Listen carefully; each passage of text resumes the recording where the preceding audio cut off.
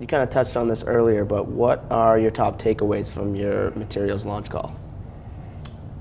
I think one of the takeaways was that unless you think that we're going to go back to a gold standard and everyone's going to need gold to barter with because the international currency system is going to collapse.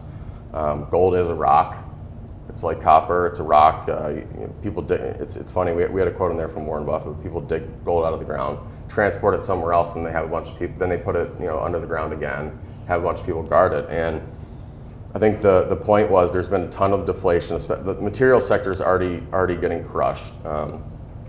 There's a lot of people are shorting the materials sector just like energy. So the question now is, well, has this played out? Are there value buys? And I think the point we were making with the presentation was that, well, from a supply demand perspective, from a fundamental perspective, gold could go a lot lower than it is now. And the other point was just gold has kind of escaped, like I said, gold's kind of escaped what's happened in other commodity-related industries because it's kind of seen as a currency. And like I said, unless you think the monetary system is going to collapse anytime soon, we kind of see it as a macro trading vehicle around events. And like I said, the short-term correlations are tight. Longer term, we think that it could go a lot lower.